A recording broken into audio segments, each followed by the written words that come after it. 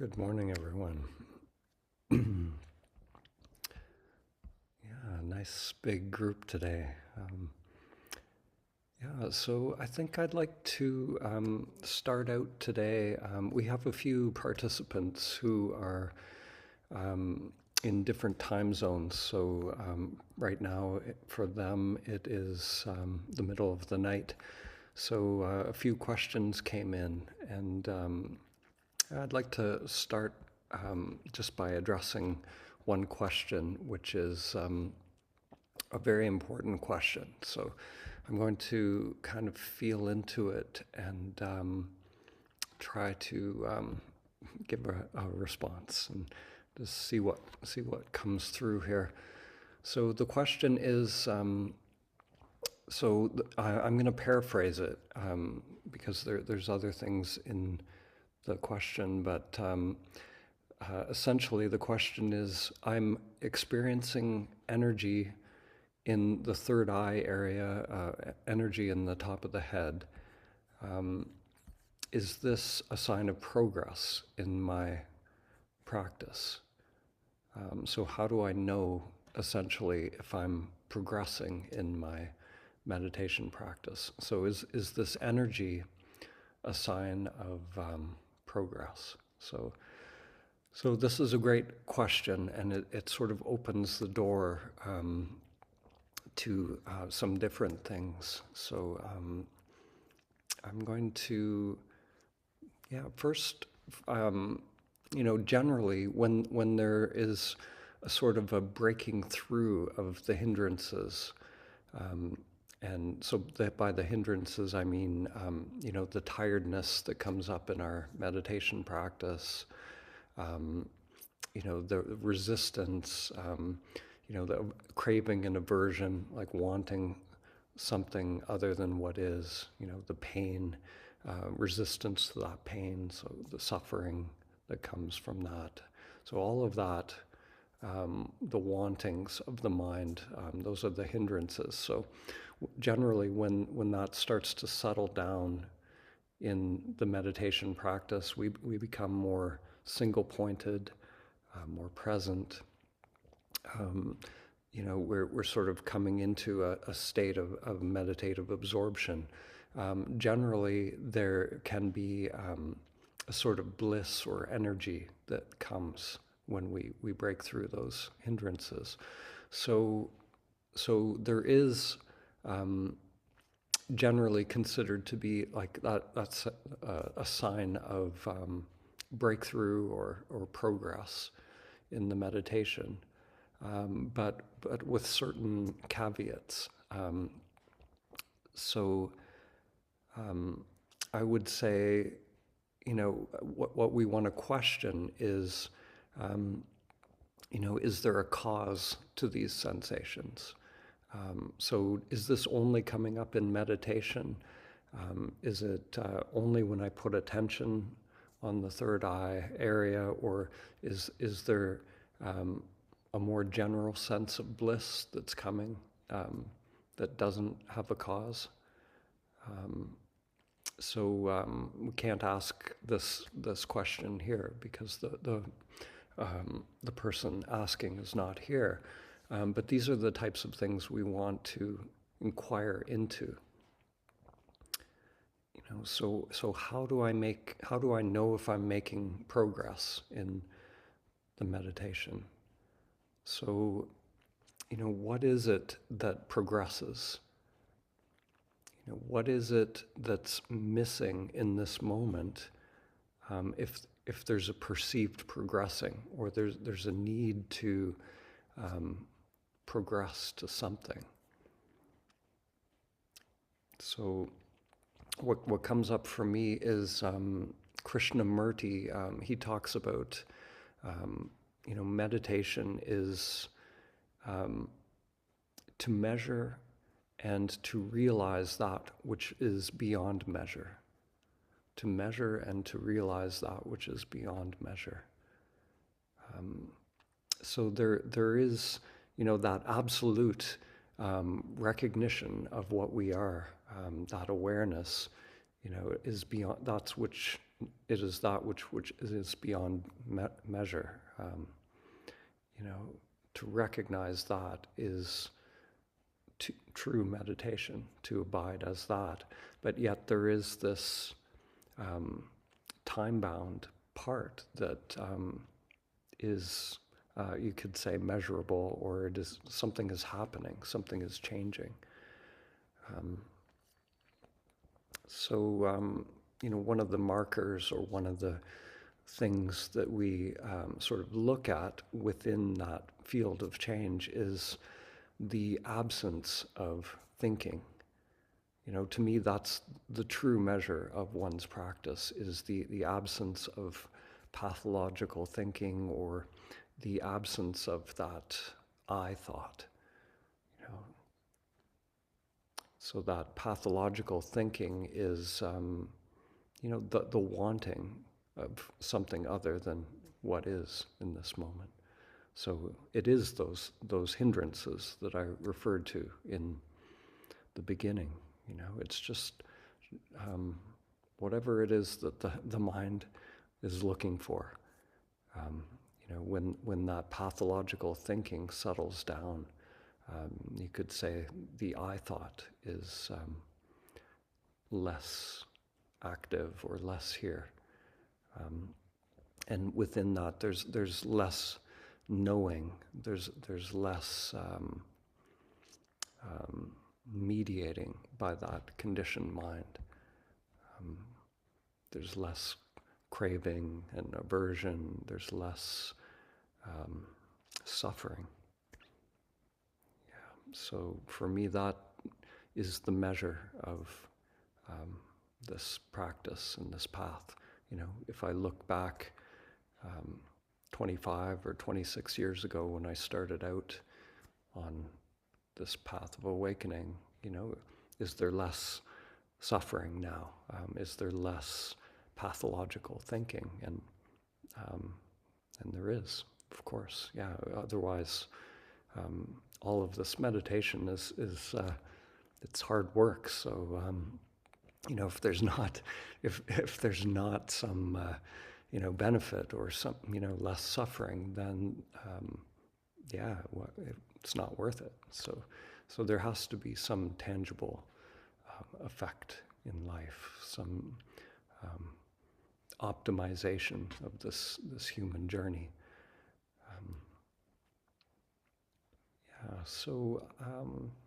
I think I'll leave it there, and maybe we'll open it up. And I'd love to hear what is happening in the field of consciousness and your sadhana. Go to Shaheen. Yeah, I do. Hello. Wow. Yeah. So I think last week there was this presence of being and stuff. 2 days later, mind came away, and then mind is like, just trying to like control it. But this question is that I have here is specifically directly related to what you were just mentioning about the pathological thinking. So back in, I think in 2022, yeah, around that, I had a little meeting of some person that came kind of along my path, and there was this. I just knew this person for like maybe like 1.5 weeks, and the mind just was like kind of attached to the person. It's just going like a million miles an hour. From then till now, it's like I would call it obsessive thinking. It's still there, but it's like 2%, of my daily life from that insane speed. Mm-hmm. It's come down a lot. Um, I'm at this stage where I'm like trying to kind of get it like completely like out of the mind, because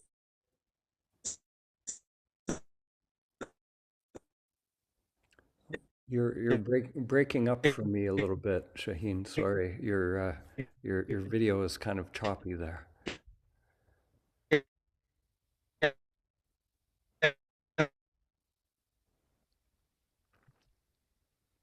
Oh, Oh, I'm not sure oh, I think if you got me.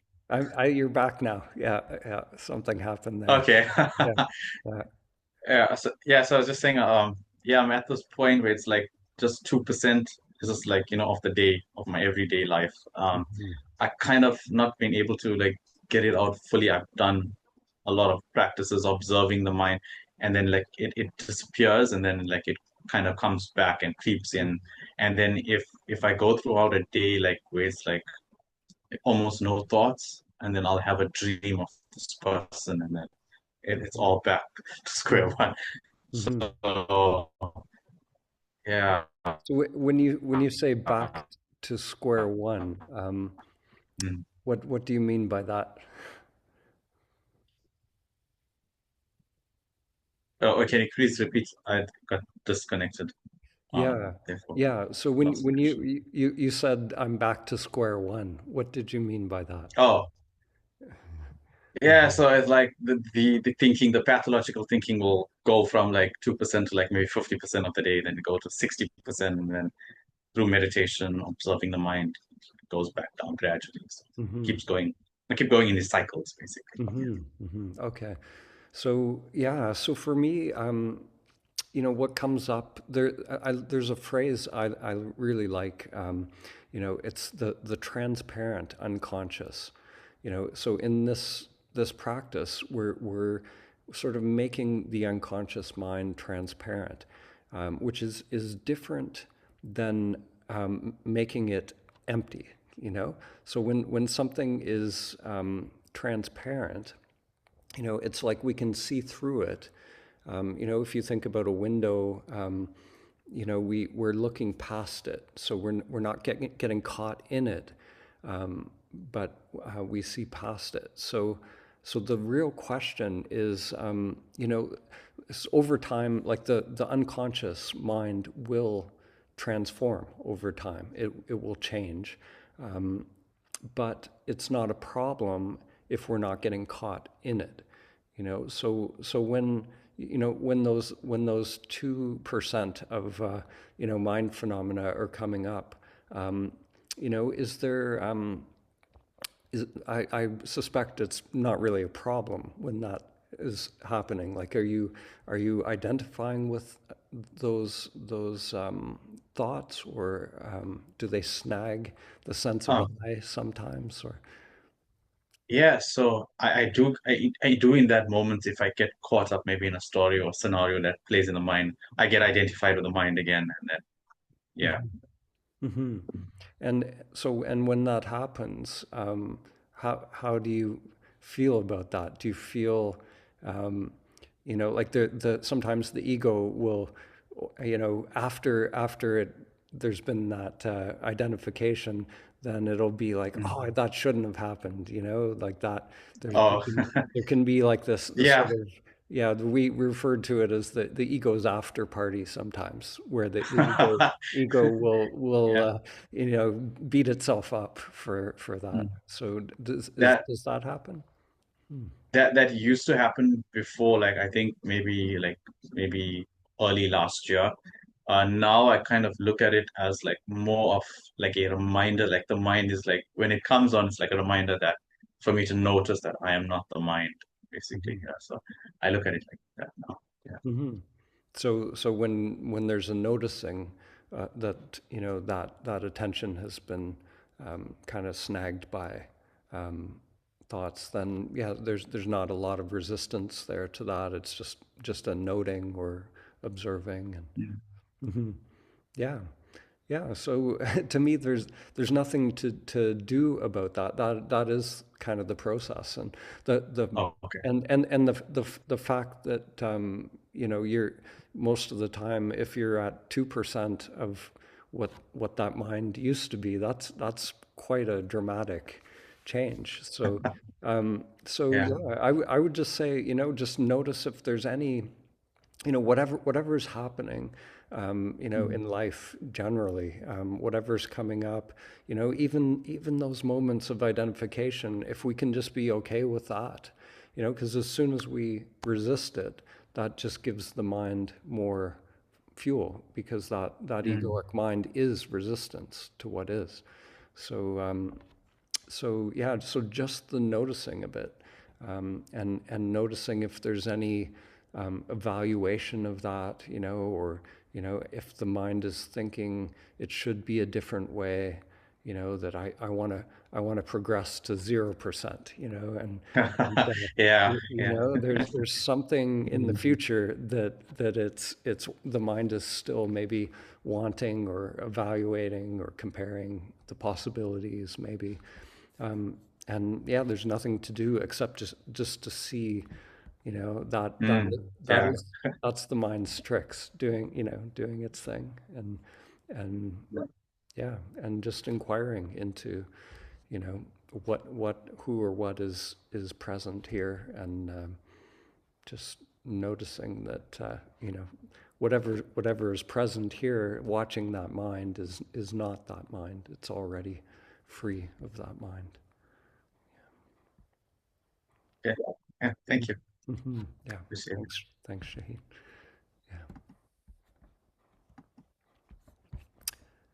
Yeah, Ruben, get you to unmute. Yes.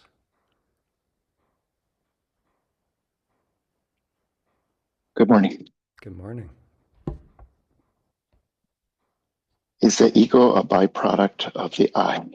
Um, Many times, what really has been sticking with me was Ramana Maharshi saying, I've never done sadhana.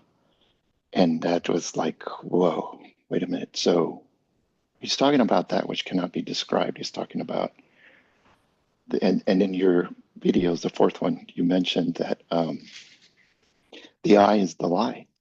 So one of my favorite places to meditate is on the beach and just watch the waves and watch the trees and watch the oneness of all of life Mm-hmm. being one. And I've noticed that my meditation has now become all the time, not just when I'm quiet, not just when I'm sitting still, but all the time. Like it's when I'm working out, when I'm Mm-hmm. riding my bike, when I'm this or that, it doesn't matter. So my question and my curiosity is that this I that's a lie Mm-hmm. is the ego just a byproduct of that I? And is there only one ego, just like there's one gravity? It's not like I own gravity and I have 200 pounds of gravity. No, gravity is everywhere. And it's funny to say that I have 200 pounds of gravity when that's ridiculous. And so I remember you saying one time that we are traveling 1,000 miles an hour, 80,000 miles an hour, 200,000 miles an hour, depending on which point of reference you're talking about, the going around the sun, the galaxies, and the whole universe. But I thought to myself, the entire universe is still because it's not in reference to anything else. It's like all these different speeds that you're talking about are in reference to something else. The rotation of the Earth around the sun around the galaxies around the other galaxies are all different speeds in reference to something else. But so this statement that Ramana Maharshi says that I've never done sadhana makes me think of the universe where it's like it's perfect. It doesn't do anything and it is everything. And so that's where I just come to a peace and a calmness where I get there and I live there. And then I thought to myself, wait a minute, I'm in the world, but not of this world. And then I see this false I, this I that you're talking about, the lie of the I. And then I realized that's the hook. And it seems to me that as long as I keep going back to the I am, back to the I am, then it's like, all right, but we're still in the world. And there's a wife and there's a daughter and there's work and there's this and there's that. And Mm-hmm. like you say, the Don character is being lived. And so the Reuben character is being lived. Mm-hmm. And then when it's all said and done, there's only one I. So my question back to my original question is the ego just a byproduct of the false I? Mm-hmm. Mm. That's a big one. Yeah, I love That would make a great T-shirt. The I is the lie. I love it. Yeah, yeah, or a bumper sticker. Yeah, yeah. So you mentioned that you're feeling like meditation is kind of happening all the time right now. And it is like true meditation. Like when Ramana said, "I've never done any sadhana," I've never done any meditation. He's never done anything, activity that is truly meditation. The knowing of the self is not, just an activity of that I, that conditioned I. So the Reuben character, there's nothing the Reuben character can do, in the meditation world. It's somehow this ground of being or presence. So when you say, I'm finding meditation is happening all the time now, it's like that ground of being is starting to recognize itself all the time, and it's that same ground that is present even in deep sleep when there's no Reuben at all. There's no character there at all. It's that. So somehow, this Turiya, or this ground of being, starts to wake up, and it is that which was never born.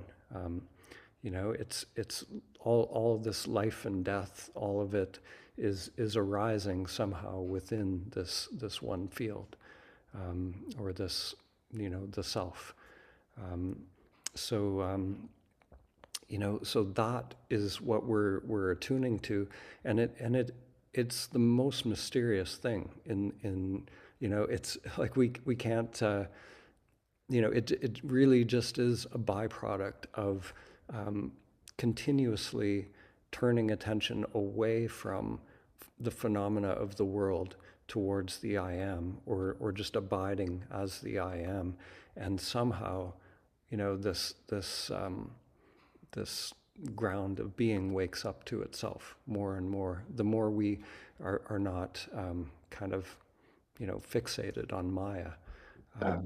Yeah, and that's it. So the false I is Maya. The false I is that realm of changing phenomena, the world, and so so it's not about, and that's not a label or a judgment. I get that question. Like, it seems that we still live in the world. We still have this life. But yet when we examine or go deeper, the truth is, the ultimate truth that Ramana was pointing to was that, he's never been in the world. He's never done sadhana. He's never done anything. Yeah. If I truly know myself as that primordial ground, then literally I've never done anything. It's all the doing is happening within the realm of the characters. So it's all arising within the self as the self. But as soon as I attach any I to it, if Yeah. I'm attaching an I to any limited part of that, then it's not true. There's a delusion there, or there's an identification there, and that identification is the I thought. So it is that getting identified with whatever is arising. So the Reuben character lives in Florida, and that's how come he likes to go to the beach quite a bit.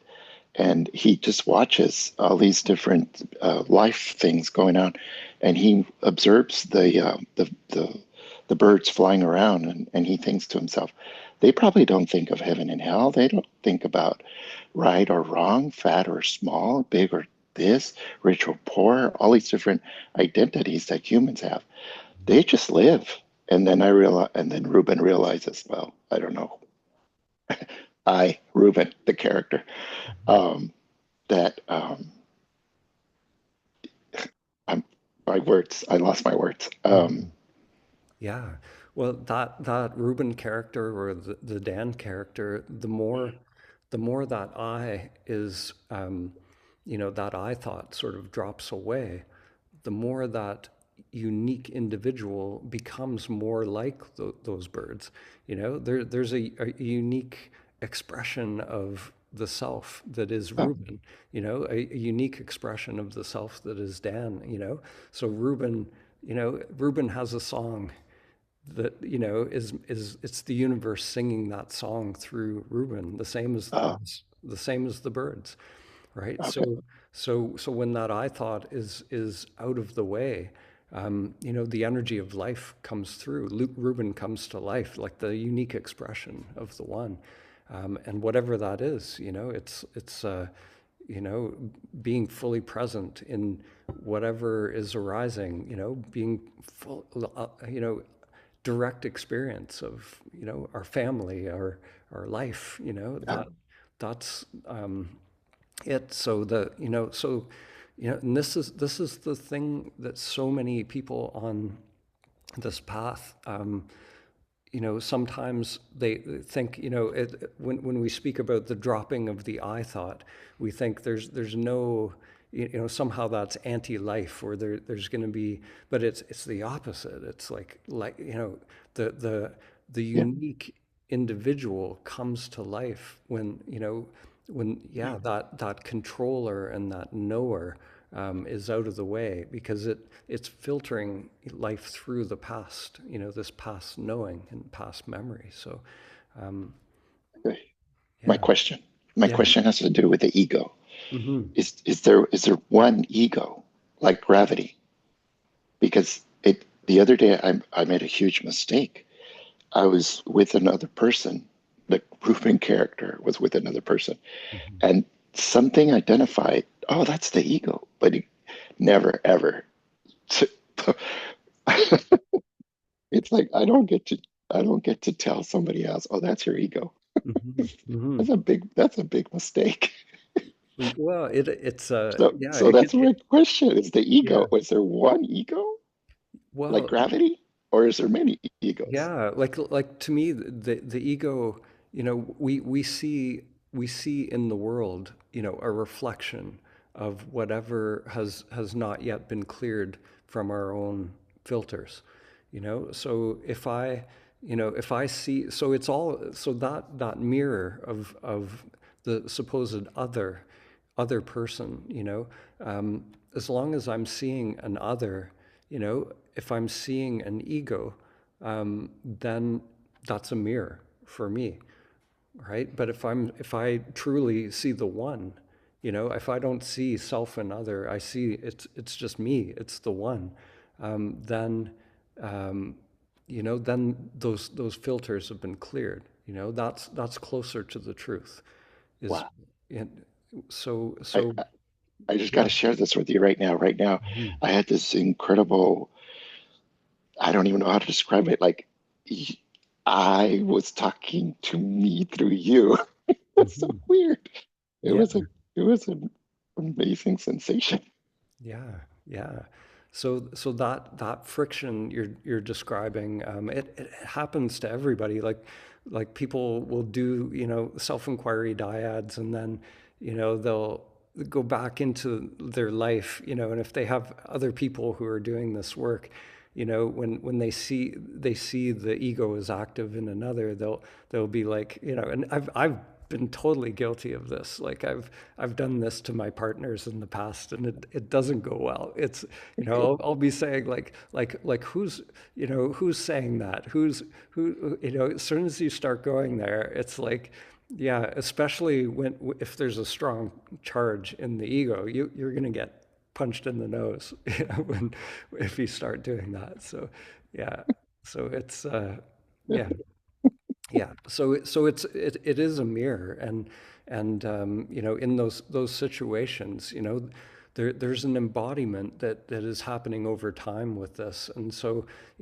when there is a strong egoic interaction, we can feel it in the nervous system moving through, and that can trigger our own responses. And the mind will think, I want to correct this. I want to do something about this. And as soon as we feel that contraction in the nervous system, we can start to really notice where it's an opportunity actually for a deeper kind of letting go. And maybe in those moments, I found for me, falling into that kind of witness mode like we do in the Diads is actually the most expedient way to let that energy move through, and just letting everything be as it is. And the most effective way to be a mirror for someone else is not to point out their ego,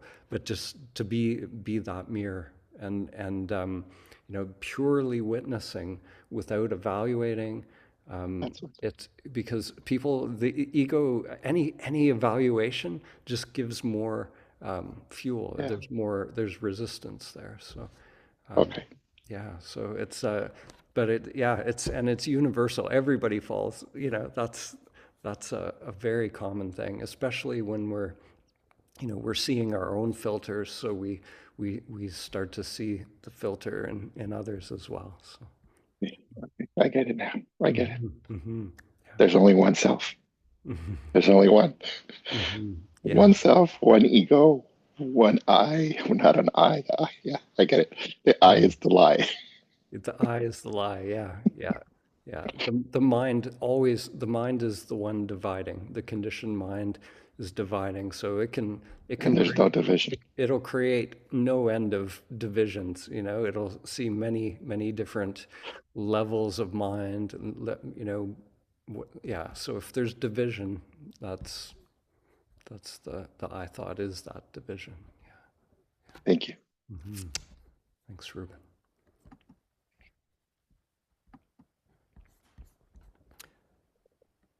Tradell. Hello.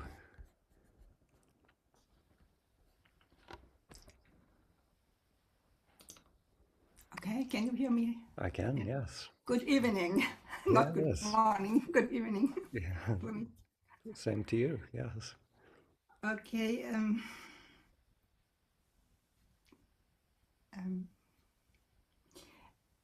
there is something I'm wondering long since about sitting in meditation and living life. Because for me, never ever happened some bliss or peak experience while sitting in meditation.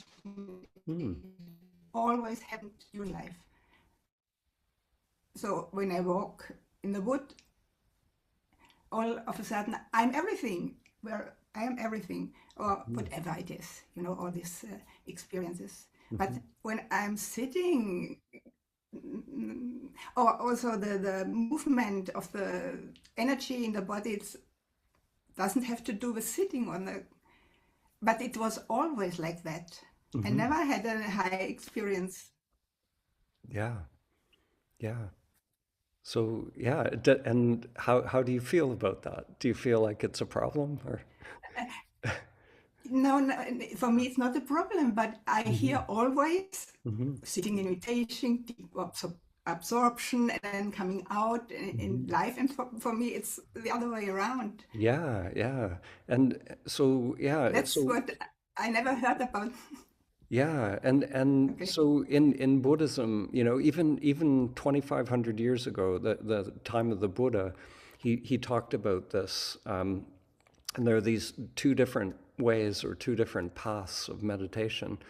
And so some people, for some reason, I don't know why, but some people feel that movement of inner energy and bliss in meditation. It's like they're tuning in on an energy layer, and then others don't. So the Buddha called this, there's the dry path or the insight path, which is more of a direct path.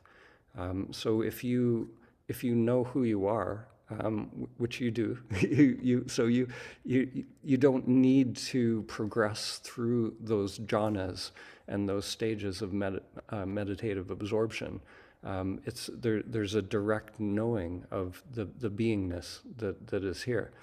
So usually, in the meditation world, most people who come to meditation, if they're starting out with vipassana or these different forms of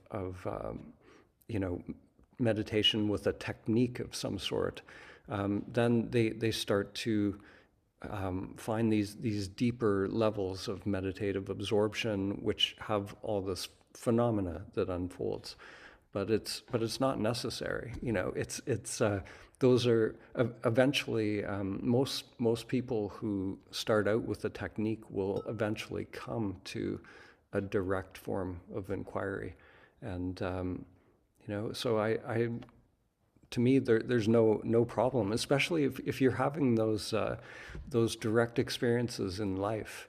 So it's showing up like that means there's an unfiltering. You're having you're not operating through that conditioned self in those moments. So there has been a dropping away. It just may not be showing up the same way as for other people. That's all. Okay. Yeah. Sometimes I think it's when I'm in daily life, then and there are no thoughts, then it happens. Yeah. That's it. And so when you're sitting in meditation, like is your meditation, is it peaceful? Is it how No. how would you describe you? Now, yes, but it wasn't really. It was Okay. Yeah. always thinking and Yeah. So being. how would you describe your meditation now? I wouldn't call it meditation. Oh, Sorry. yeah. Just I'm being. sitting. Yeah, just being. Yeah, nearly every day. Yeah. And what I'm doing is I enjoy sitting without doing anything else, Yeah. because I don't have to do a lot in everyday life. So I use this, I enjoy this time to sit together with others. And I'm observing what's coming up. Can you repeat that? Uh, I lost what you just said. um, I'm observing what's coming up in consciousness, Yeah. what appears on Yeah. the screen. Yeah. Um, Now, yes, and I Yeah. forgot what I wanted to say. Um, I'm sure a lot of people are, listening and hear, if that just being and, just being, enjoying just sitting. It's a yes, beautiful thing, like that to me is, yeah, it that, was it was a hard time when I was angry with myself because of the thoughts. No silence, always thinking. And then I let go of being angry. Okay, then there are thoughts. Okay, so what? yeah. And that's kind of like what I was talking about with the transparent unconscious. So Yes, those thoughts are, the unconscious is going to produce thoughts for most people, unless you're really doing a long meditation retreat. Sometimes the mind will go silent, but it's pretty rare. So so just seeing those thoughts come and go and not having resistance to them is it was it's a a great beautiful thing. relief. Yeah. The battle then, the mind battling itself, it can end, then it can just leave it as it Well, is. Yeah. it does what it does. Yeah. And something I don't know whether I should mention it, but yes, now I do it. When I hear the false self, it always makes because for me, there is no false self. There's no true self, and false self is just self. What is false is the identification, is the error. Yes. That's what is false is the error. yeah. That's it. Yeah. It's the Yeah. thinking Yeah. to Yeah. be a separate Yeah. self. Yeah. But the self is the same. That dividing, yeah, the division itself is the false self, if you could call it that. But it's just a misunderstanding of what we are. It's a resistance to some part of ourself. So if we're not resisting any part of ourself, then Yeah. there's no problem. Yeah. Yeah, there's nothing I'm not Yeah. without. There is Yeah. nothing at all. Yeah, that's true. I think it's that kind of language, like when we talk about the false self or the false I, it is tricky, and it can be kind of dangerous. Yeah, I understand that, yes. yeah, and I try to point out the language challenge with that as well, but sometimes I forget, or just pops out. But yeah. Yeah, so thank you for I that. know you know. Yeah, and it's the language is an ongoing Yeah, it's a challenge. Yes. because it is inherently creating this duality and this sense of separation. So, but I think if we conversations like this are amazing, because when we really get a sense that there's nothing wrong, like there's nothing, like if everything is just allowed to be as it is, then this whole push and pull of the mind will just naturally sort of settle down. And yeah, thank you, Trudel.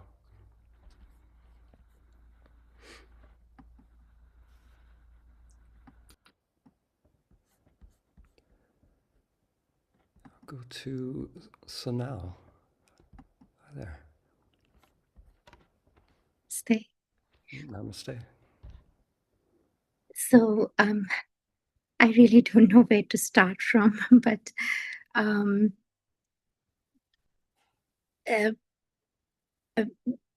been into sadhana for some years, and there were experiences like, I think you did mention that, like I had attended a silent retreat earlier, and after I was back home, I had only one night. It was like I was aware through the whole night, but I was still fresh in the morning. It was not like I didn't sleep, but there was something awake the whole. Yeah, so the mind dropped off and went to sleep, but there was a sense of continuity there. Yeah, beautiful. Yeah, and usually since the retreats that I had attended, the mind has gone down, had gone down quite a bit. And just for no reason, there would be blissful experiences. And the oneness was there, but I still feel that it was still like a concept more than a full-fledged experience, I would say. So since I joined this retreat, I've been noticing that the mind suddenly is more active. Even when I was like the moments when we are on break and I'm trying to stay, it was working a lot more than how it was before I joined the retreat. But I was still aware of it and not bothered with that, just staying aware of that. So, but during the Diads, apart from the first day, I was not very uncomfortable with the Dyad, like the thought of it. So, but from the second day onwards, I had this, whenever I am the inquirer, I would not get any thought. And I would see that I was separate from the mind, observing the mind, and in fact the body as well. Mm-hmm. So, but then to respond, it feels like we have to use the mind to put it in words, I guess. So I just wanted to understand this, if like. Yeah. So you've come to a very important place.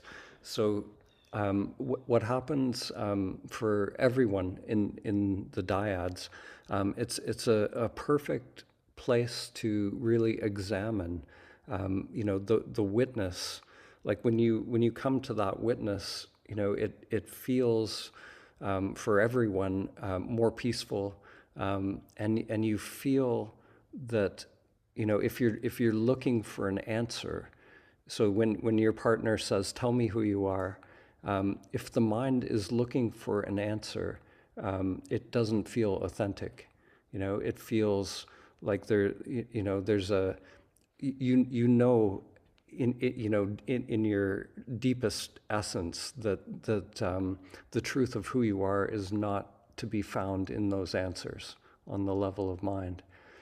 So this is the beauty of this practice, is how do we let go of searching for conceptual answers, but yet allow that mind to just be here and be open. So this is what we're kind of exploring. So my question is, that presence, that witnessing presence, is it possible to allow the words to come from that space?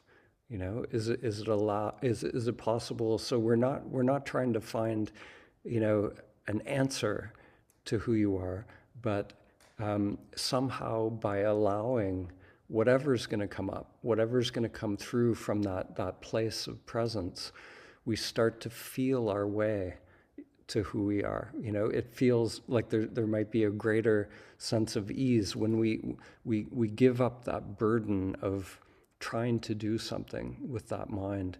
It can be like an incredible relief, for the mind, that it's like I don't have to figure it out. I don't have to know anything. I can just be here, and then from that just being here, what wants to come through, what wants to express itself, and so it becomes more like play, Yeah. and it's that feeling of play. That's more who we are. It's like when we can just be here and allow and have a sense of flow and ease with all of it.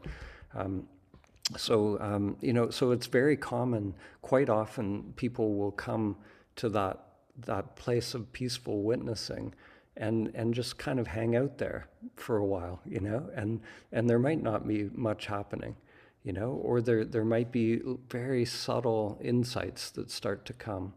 Maybe sometimes people will, in that space, there'll be a feeling that, a little unsatisfactoriness. It's like, the mind still, it's very quiet, but maybe it's still kind of waiting for something to happen, or it's looking for something, or maybe there's a belief, that pops up to the surface.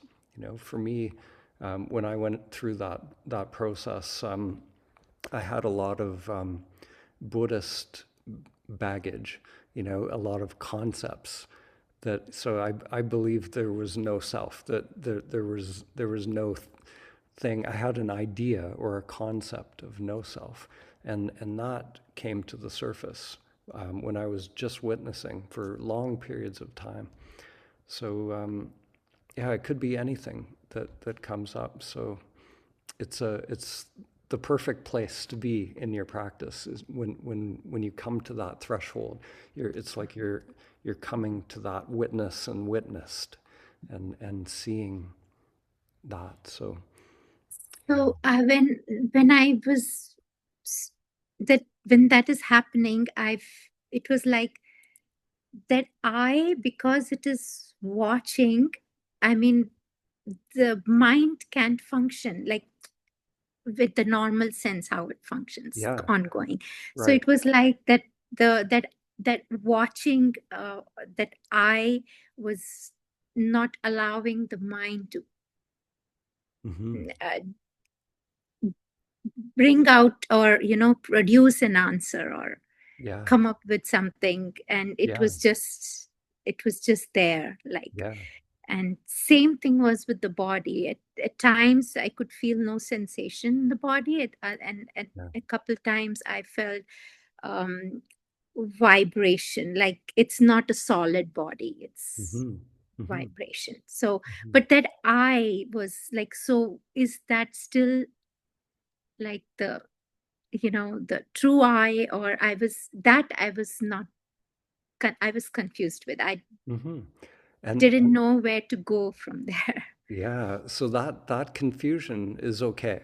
So the mind, the mind wants to know, is this the true I? Is this the false I? And it's like what Treadell was saying, those labels, that knowing mind, um, it wants to know, but if we allow that mind to be a don't know mind, that's what I'm talking about when I say a don't know mind.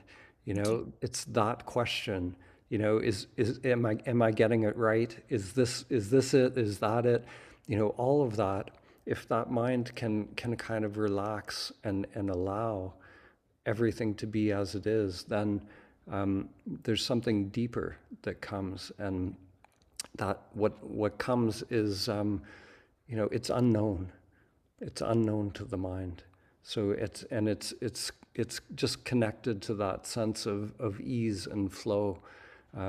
So yeah, so it's just recognizing, what you just reported there, that sense of movement in the body, of an aliveness there, all of that, you can start to report that, and start to really see, how that attention of the mind is moving as well. You can make that attention of the mind part of your reporting.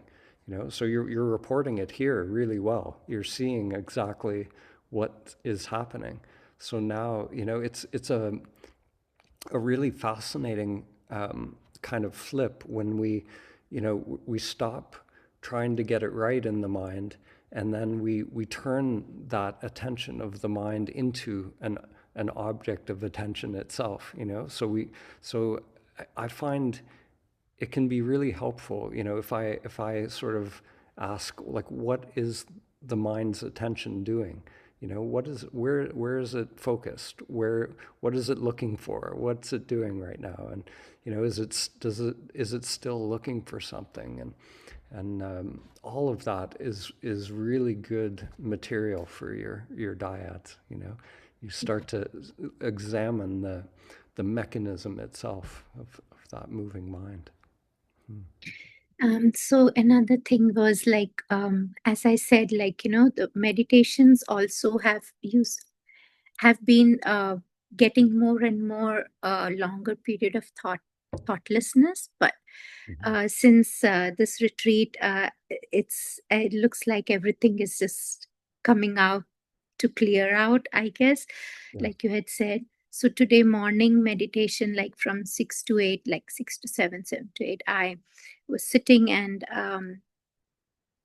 like how I said that during the sleep, I felt that that something of me was awake. The same way when I sit for meditation, sometimes I feel like I have dozed off, but I know I have not, because that awareness is still there, but there are no thoughts. Yeah. So I was moving between that and the thoughts, and like, though I was conscious enough to not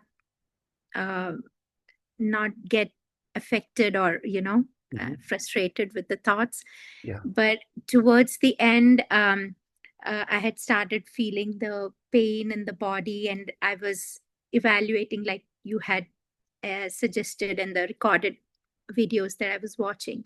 And I was just, and then suddenly it was a very subtle shift. I don't know what happened, how it happened. But since that time, it feels like, the oneness. So I've been just crying since morning, since then, and it's just feeling. So what I had said earlier, that was conceptual, that oneness, it is now not conceptual. It is. So when I just pay even the slightest attention, like, I'm talking right now, and then if I just for a moment I stop and I just feel the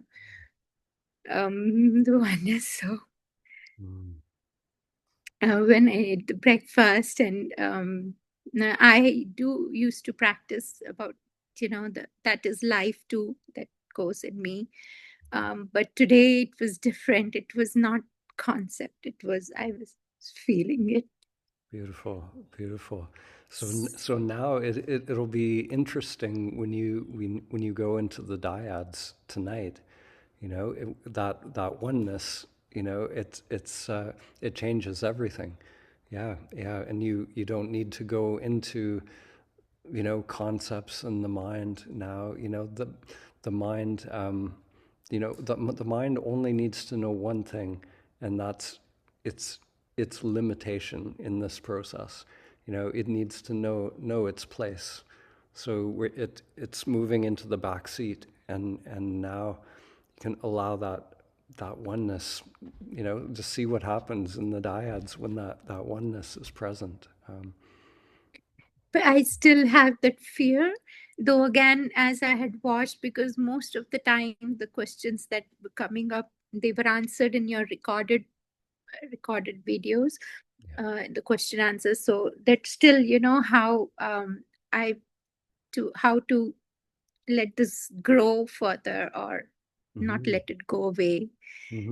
So I did hear the recorded video today itself, and it kind of gave the answer. So I'm paying attention to that, like even the mind, whatever comes, is a part of that whole.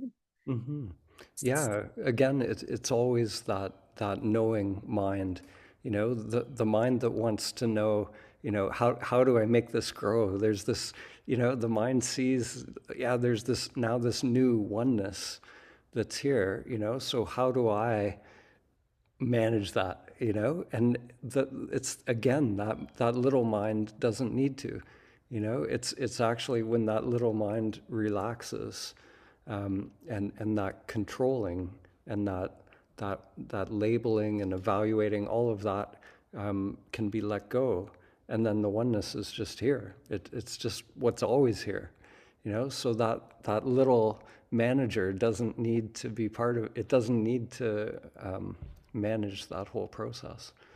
And so it's just seeing that. It's just seeing how the mind will try to jump in and, try to become a knowing mind again around it. And yeah, it has been trying to do that since morning, and I'm aware of that. I can see that, basically, again, that from that perspective of that oneness.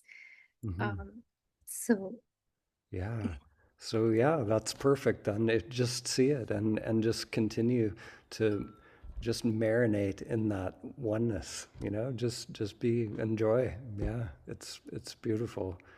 Yeah, what's unfolding is it's just the byproduct of this process, and and even that, there are waves. There'll be a felt sense of that oneness, and it may get quieter. You may not. There may be a beautiful big wave of it, a direct knowing, but even that, changes and oscillates, and we have to just go with it. Be the more we're just okay with whatever is arising, the more quickly the mind will clear. And sometimes I remember meditation retreats where that sense of oneness is here, and and there's a beautiful peace in that and aliveness. And then, I'd go and do a meditation, and then it's like every thought I've ever thought came up to the surface all at once. And I thought, oh, like I'm losing it, something's wrong, but actually this space of openness is actually the space where all of these conditioned thoughts and the samskaras can actually become seen. And so this is the paradox. Sometimes when we come to a beautiful place of connectedness and oneness, that's actually the space where some of these very deep things can come to the surface. And so if that happens, maybe it'll happen, maybe not. But if it does, nothing is a problem. We invite everything to just be as it is. Mm-hmm. Yeah, thank you. Thank you for sharing.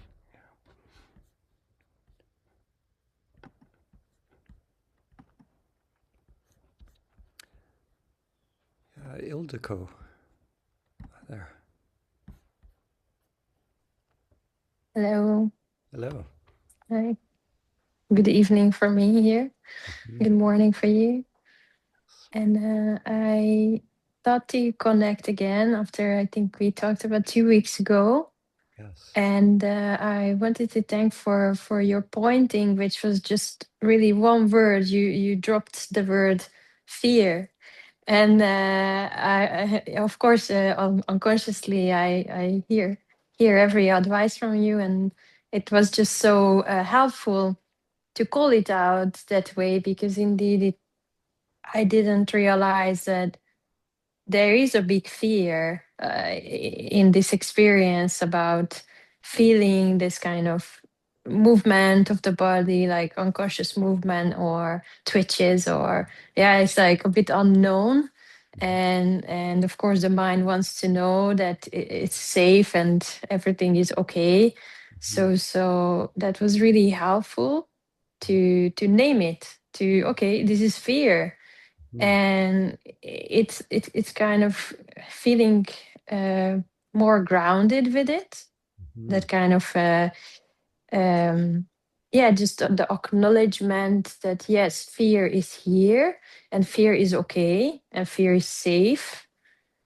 And since then it's just I see fear everywhere, but it is a strange thing. Like it's not as fearful as when it was like still unconscious and just spinning in fear. But now it's okay, fear is there. And then I think I'm just sharing this current experience, and maybe if you have any like generic advice or even your personal experience with this, right? Where fear is simmered into life everywhere. So fear of being seen, fear of being misunderstood, fear of the future. Everywhere is fear. Yeah. And of course, I'm laughing at it because I'm not fear, but I experience fear, and that's okay. Or I see the fear. Yeah. And feel it, right? Feel it in the body, seeing the mind, having the battle with it. And then, of course, there is anger. Anger arises from that as well. Like, oh, I'm being fearful on the metro because someone is coming really close, hitting my boundary. And then the anger arises, right? That kind of protection. So it's like a big mix of fear and anger in a bundle. Yeah. If you have anything at this stage that you can maybe share, or to, of course, I'm just going to observe it and be okay with it, right? Yeah. I guess just I'm here for a little bit of comforting, because it's fearful. Yeah. No, it's Yeah. amazing. I see you're the way you're laughing, and Yeah. you Yeah. feel you seem like there's a greater sense of ease here right now, actually, Definitely. than last time. Yeah. So just seeing that fear, Yeah. You said, I'm seeing the fear, so yeah, so who does that fear belong to then? Mm-hmm. If there's a you that's seeing that fear, then who are you? Yeah. Yeah, and just that separation is to know that I am the one seeing the fear. I'm so when it's unconscious, it feels like it's me. It feels like I'm just like reacting. But when I see it, then I know it belongs to this character, or this human avatar has fear in it. But but who am I? That sees that, and who am I that's smiling, kind of laughing at that? And so that it's powerful for the inquiry. And there's one thing I'll share on my own path. Probably my deepest experience of fear was around when I was really into Vipassana meditation. There was a period of my life where I had a certain health crisis where I came kind of very close to death, and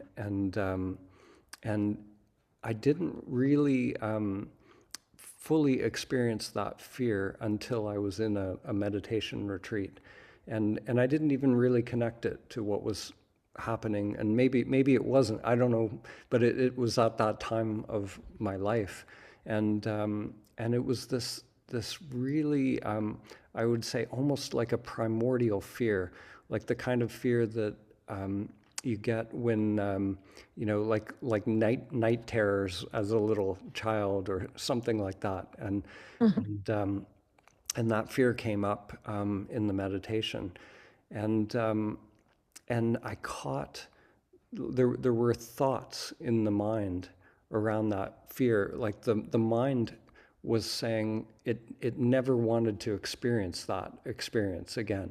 There was a very strong resistance in the mind, and it was a turning point for me on my meditation path, because there was a part of me that almost wanted to stop meditating. It was like the mind was like, I don't want to experience that fear. And what I realized was that it was that putting attention on those thoughts is the fear. Like literally, there's nothing. There was nothing tangible like that. It wasn't like there was any actual thing that I was fearing in that moment. Like in that moment, it was just me sitting on a cushion, in a meditation center. There was no object to that fear. It was purely just thoughts coming up in the mind. And I realized if I put attention on those thoughts, that is the fear. That's the amplifying of the fear. But if I turn attention to just the sensation of it, just the feeling, the energy of it, then it's just a phenomena that's arising and passing away. So for me, literally, like there's nothing to fear other than the thought, or the thought is the fear. So for me, it was an important turning point, I guess. So and I never have experienced that primordial fear since then. I feel like whatever that was, it was like there was an allowing of that to just be as it is, and not make a story out of it, not turn it into even an object, but just to allow it to be exactly as it is. Yeah. Yeah. Yeah, I see what you mean, and probably there are so many like unconscious thoughts for me that is entangled with that is triggering always this kind of fear response. But in the body, viscerally, it's like the heart is it starts really pumping, and then it's just a little bit entangled with my nervous system all to the so my left side is really reacting to fear, and so for me it's not really thoughts but it's visceral, and so there is a almost like a identification with the sensation in the body with fear, like say, hey, I'm afraid, I pull away, or yeah, this kind of stuff. Yeah, so Yeah. it's like even cold sweats, if it's, but I've been allowing this feeling that is the fear um since like for 2 years now, and only now I really can say it out loud without fear that it is the fear. So it's like I think there is something really shifting, and it feels like it's melting into just the being, that kind of feeling of ease and relaxedness, more and more during these 2 years, and especially since the 2 weeks ago we talked. So yeah, that was super helpful. Wow, Yeah. that's amazing. Yeah, it's great. It's great to see that that change. And yeah, whatever you're doing, it's that's good. Whatever you're seeing, just that separation and label, seeing it as fear, yeah, and not you. Then yeah, that Yeah. nervous system will, there that embodiment will continue. Then yeah. Yeah. So and it's interesting, right? When we for the skandhas, we are really shifting sometimes in between, almost like it helps to resolve a lower layer and then comes back up, and then eventually I don't know if it's a ride in between the skandhas, but uh, at this point, at this stage in my being, it is helpful to label, because then it's really okay. This is something, and I can really see it, right? And then with that, it can melt into back to oneness and the beingness. Yeah, Yeah, that what you just said, different people make that conscious in different ways, and yeah, it's so interesting. So for me, I love the skandhas. I love the like for me, it's very clear that I can put attention on, kind of the raw sensation, the Vedana level, and then I can put attention on that part of the mind that is, operating through memory and perceiving things, and I can see that it's a separate thing, and I can see that part of the mind that has preferences and wants this and not that, and so for some people, that is a way, that's like a doorway in, so the concepts are one thing, but to actually really see that in yourself, in the body mind, like to yeah, make direct contact, that's the beauty of the skandhas, is it's not conceptual, it is conceptual, but it's pointing to something actual, within the body mind. There are these processes that are as real as your nose on your face. It's something you can observe directly. So yeah, yeah, so I think that is a beautiful way to make all of this conscious, and to see, yeah, that fear, and that, especially like the I thought is wrapped up in that fear. The fault, we, again, using these words like false I, so there is, it's not a false I, it's just an I thought, so that belief that fear is my fear, or that, I am afraid, when we separate that out and see, oh, it's this pattern, arising in the five skandhas. So there's sensations, perceptions. There's a resistance to something there. Maybe there's a belief in the mind sometimes that can come up. If we're in the subway and somebody's standing too close. Maybe it's just the nervous system reacting, but sometimes there can be a belief that comes up. It's like this person is going to do something, or the person can't be trusted, or whatever it is. There might be something that comes up into consciousness, and you, the one watching, the one that sees all of that, is just the seer. Yeah. Mm-hmm. Yeah.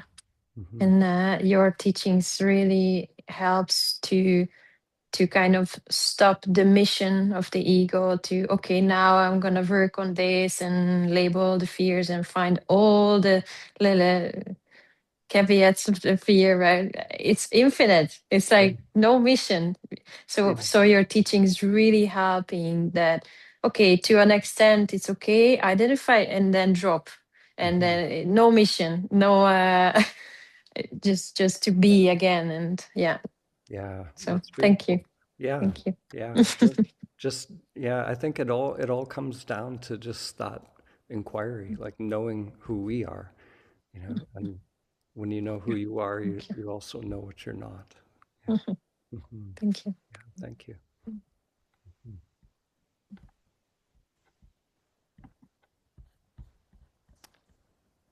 Eva,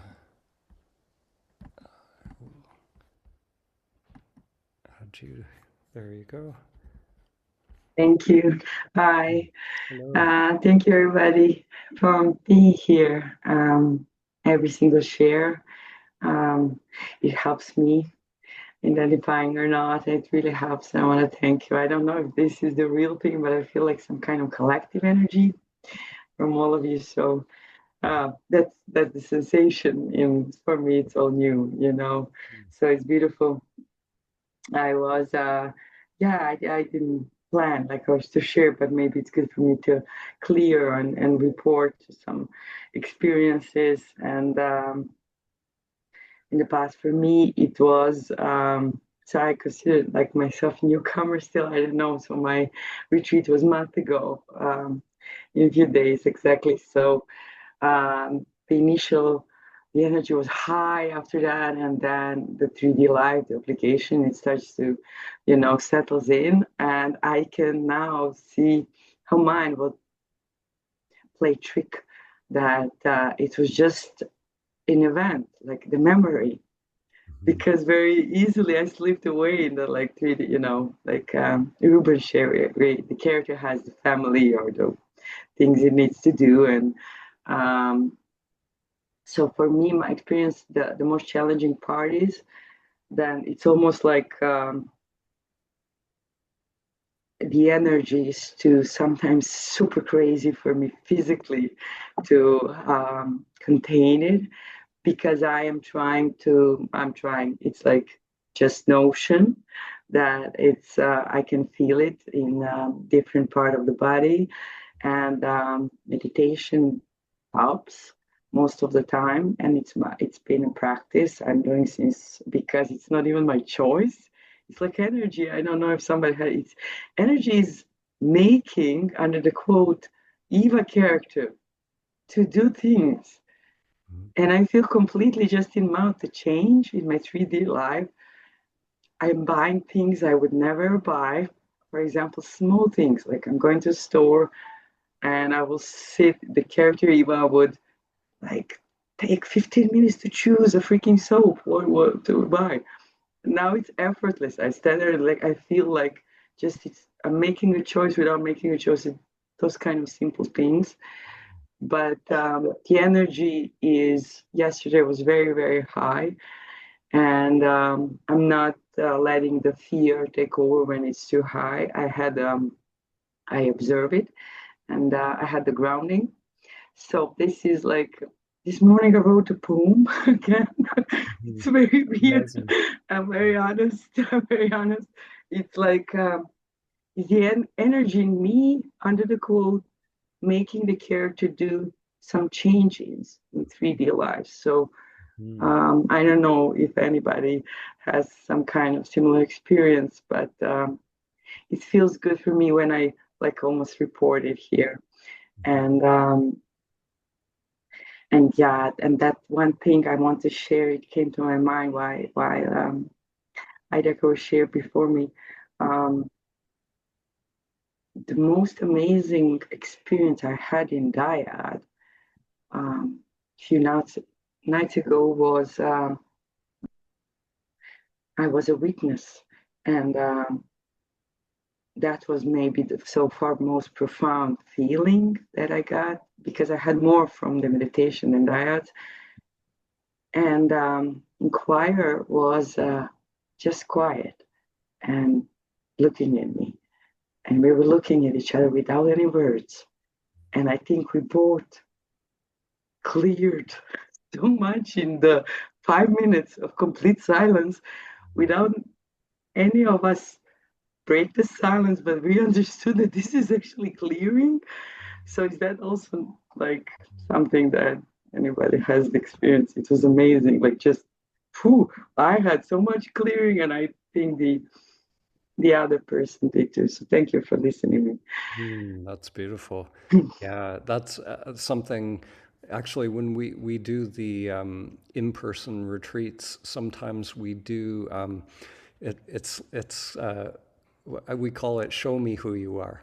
So instead of "tell me who you are," you just sit with your partner and you just show them who you are through the eyes, like just you're just looking, you're just soul gazing kind of at the other person, and it's very, very powerful. Yeah, it's beautiful. I think that stillness and that silence, when we drop that need to break the silence, it can be extremely powerful clearing in that. Yeah, and we can't make it happen. It just happens sometimes. So yeah, thank you for sharing. And yeah, and that energy you're describing, I think I've heard other people describe it, and if anybody wants to share, they're welcome. But for me, there is an intelligence that starts to come through when that energy is really high. I think this is how nature operates, is through that energy, through that prana.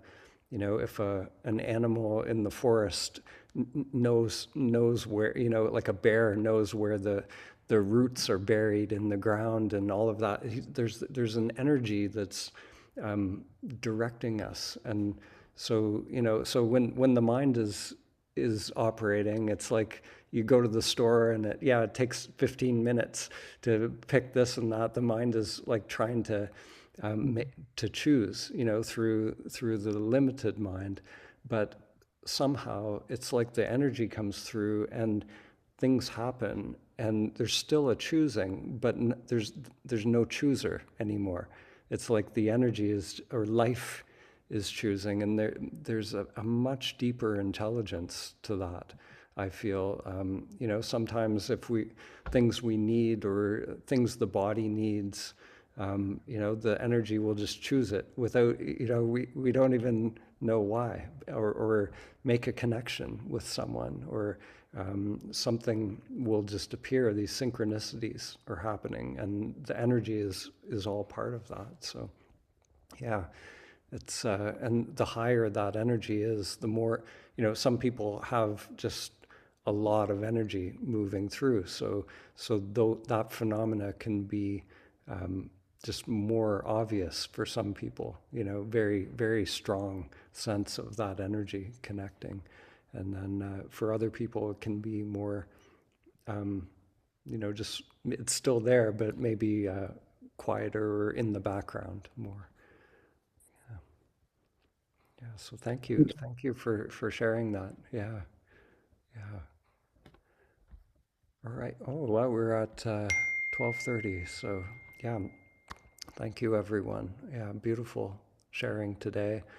I think next week Lila and I are going on a little holiday, so next week I'll be in a different spot, but I'm still gonna do the check-in. So yeah, so thanks, and have a beautiful day, everyone, and we'll see you. Those who are in the Diads, we'll see you tonight. Bye-bye.